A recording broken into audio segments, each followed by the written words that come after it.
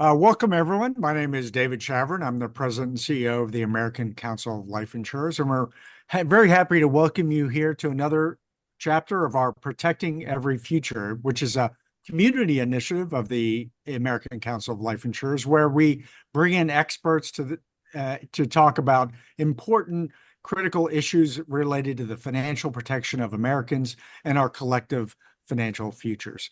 We are very happy to be joined today by Senator Pete Ricketts from Nebraska and Gene Chatzky, leading financial journalist and founder of Her Money, great podcast, by the way, to discuss America's aging population and how Congress, along with financial protection thought leaders, how we're thinking about, how we're talking about, how we're discussing retirement security, and really taking action to help people prepare for their collective financial future. So with that, if we just dive right in, thank you again both for being here. We couldn't be more pleased. Senator, if I could start with you. Sure. Um, as a member of the Senate Committee on Aging, talk a little bit about what you're hearing about what are the top priorities for Americans as they enter retirement. Is it outliving their money? Is it just longevity? What's front of mind, or you're hearing about what Americans care about out there about themselves and their retirement? Yeah, I think the big thing I'm hearing right now about people that are worried about their retirement, it has to do with inflation.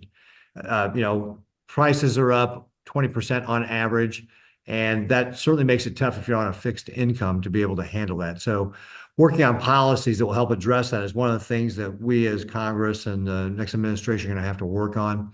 One of the things that I've done to be able to help with this is introduce the Social Security Tax Cut Act, which is a bill designed to start reducing the taxes on Social Security. So you may know that once you start collecting your Social Security, you pay taxes on it. Some people think that's kind of counterintuitive. It's like, I paid in the system. Why am I paying taxes on it now?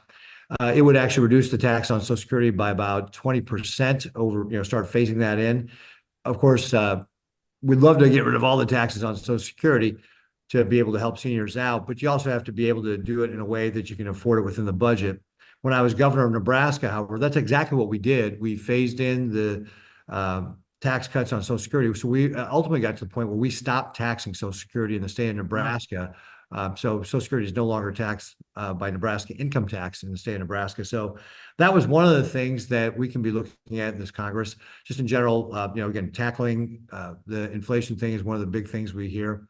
And just in general, one thing I always want to make sure that we mention is people should be thinking about this a lot earlier than they probably do. Right. That when you start thinking about saving for your retirement, people are living longer now. Obviously, this inflation is something that a lot of people didn't plan for. So you've always got to have a little bit of a cushion in there.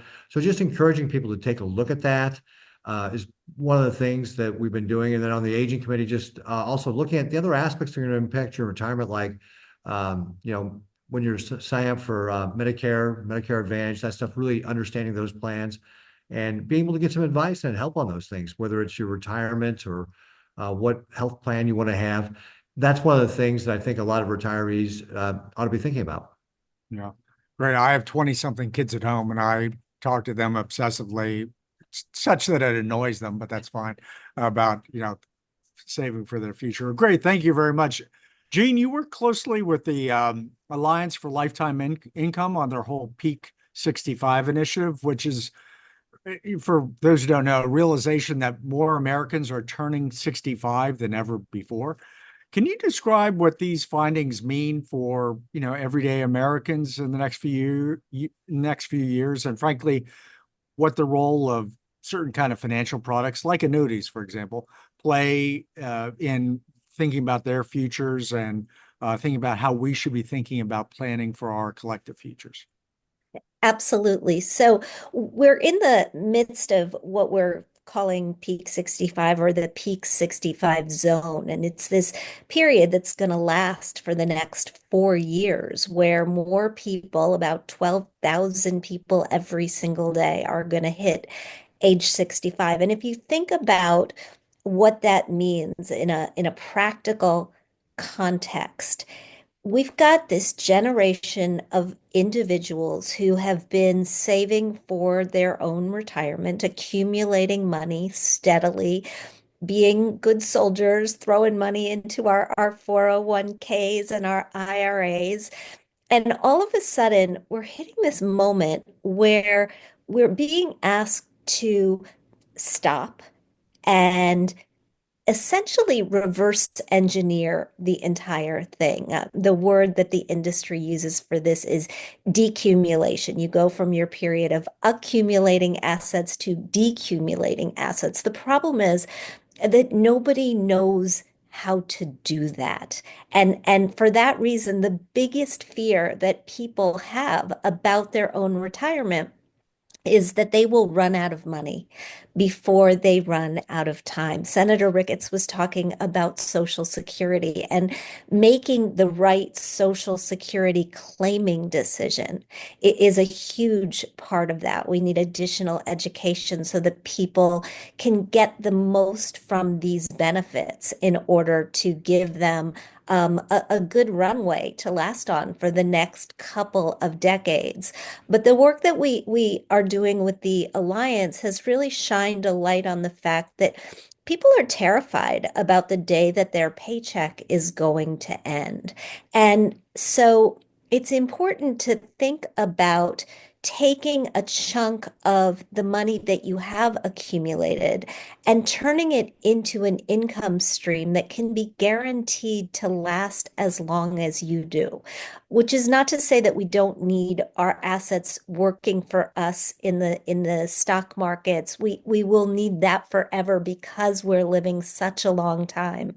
But knowing that you will continue to have a paycheck, whether it's from a pension, an annuity, Social Security is a form of an annuity, which is something that a lot of people truly do not understand.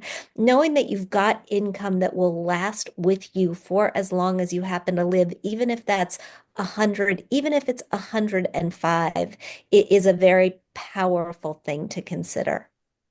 Yeah, I was actually I was talking to a reporter the other day about this actually. And one of the things I tried to convey is, people have a lot of nostalgia for the classic defined benefit plan without really thinking back about what that was and what it would, there are a number of aspects to it that just don't translate to the current time, including, by the way, working for the same employer for 30 years and a whole range of different challenges.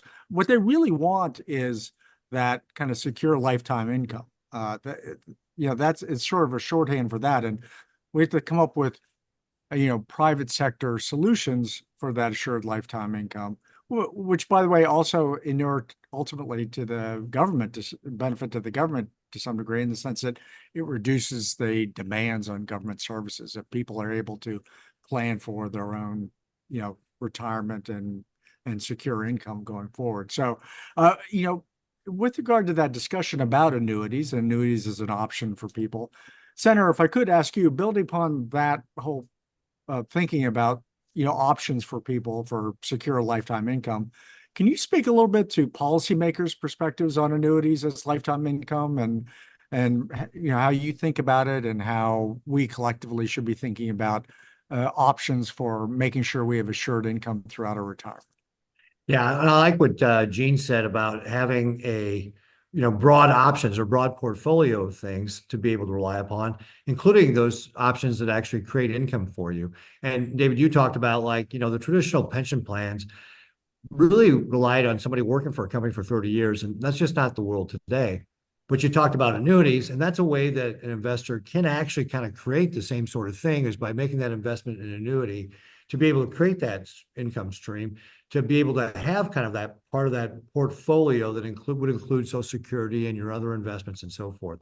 So annuities can be a big part of how you create that income stream that's really easy for most investors to be able to wrap their mind around and be able to get into. And when it comes to, thinking about retirement and long-term thinking and so forth, this is a bipartisan issue. In 2019, Congress passed the Secure Act, that one of the things it did was make it easier for the options for annuities to be included in retirement plans, as Congress recognized that this was, again, one of the options people should have, one of the ways that people can create those retirement streams. And then came back again in Secure 2.0 to be able to further make it easier for people to have access to retirement plans and so forth. And, you mentioned, Gene mentioned about that day when it comes and like the retirement and so forth. One of the things we've done in the Secure Act is be able to say, hey, when you have, push back the age for when you have to start taking those required minimum withdrawals to 73, and eventually it's going to go back to 75 in the year 2033. But again, that's a way to kind of smooth this process out for if you're worried about like, when do I have to start taking these withdrawals? And then also like, am I going to have enough for when I'm still around? So we are thinking about that. And then we're going to continue to think about this. Obviously there's going to be a new administration. They're going to be looking to re-up the Tax Cuts and Jobs Act, which also impacts people's, income tax rates and so forth. But there'll be the opportunity as we think about this thing to think, what are the other things we can do to make sure that we're giving people access to retirement planning and retirement savings, and just making it easier for them to plan for making sure I've got enough money for the life I'm expecting to have. Yeah, excellent. Yeah, Gene, if I could, you've made great comparisons about insurance and other options people have in their financial lives. Most of us at least understand paying for homeowners insurance or auto insurance, and yet there's less familiarity with, something you might call income insurance. Can you speak to why that might be? And by the way, what does that do for various segments of our population, including women in particular, in terms of thinking about their futures? So when you're talking about an annuity, you're talking about an insurance product that will provide you with a stream of income for, again, as long as you live. And it's kind of ironic. We are very willing to buy different kinds of insurance that we hope that we will never ever have to use, right? We buy homeowners insurance, we buy auto insurance. We're not wishing for the day where we have to use that. This is kind of the opposite.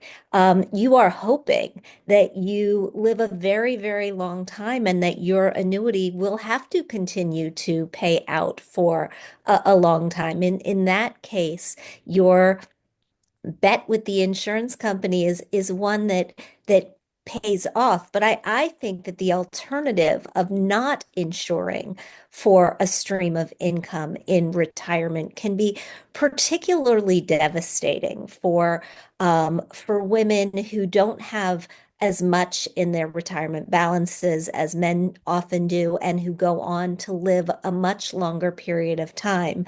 The other really interesting thing about having a forever paycheck, or a paycheck that will last you through retirement, is that it makes you more willing to actually spend the money that you have spent a lifetime saving.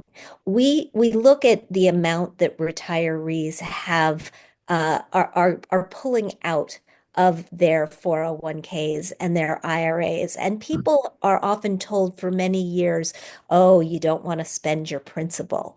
And as a result, there are people who are getting 20 years into retirement and only dipping 12% into their 401ks. They could be living a lot better. They could be enjoying their retirement a lot more. And research on annuities, when you compare income that is structured as a paycheck to income that is structured as principal in a retirement account, shows that when it comes month after month after month, you're actually much more willing to spend the money and enjoy your retirement. And I think that's a really important part of the equation. Yeah, it's so interesting, particularly about the intellectual comparisons with, property and casualty or homeowners insurance. One of the challenges we have as an industry is also just explaining who we are and how we're different than those kind of insurance. And also, while we're the life insurance industry, life insurance is just one product in a whole range of different things where we're helping people really at their most, sometimes worse, sometimes their most anxious times, be it a death in the family, but also planning for retirement is very anxiety producing, or disability, or planning for the uncertainty. And so, figuring out ways to really talk to people and engage with them and explain what options are available to them is really important for all of us, including letting people know they have a lot of their own tools to deal with the uncertainty in their lives. So that's great. Senator, if I could go back to you, what should, listeners at home know about the conversations in Washington about retirement security, about lifetime income, about helping people live good, full lives throughout the extent of their lives? Yeah, this is something that Congress has been taking up and is, like I said, it's a very bipartisan issue. We're looking to be able to help people live, more fulfilling lives in their retirement. And what are the things that we can do to be able to make that easier? I mentioned some of the things like my Social Security Tax Cut Act that would allow seniors to get an average of $800, more to be able to live on.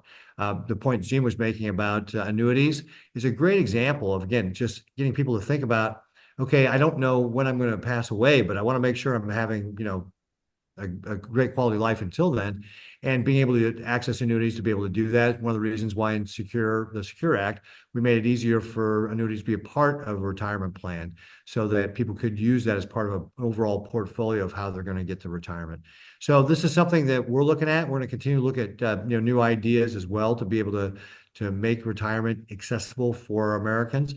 And like I said, it's a very bipartisan issue. So people should know we're here in DC. We're thinking about what we can do to try and make their lives easier. Excellent.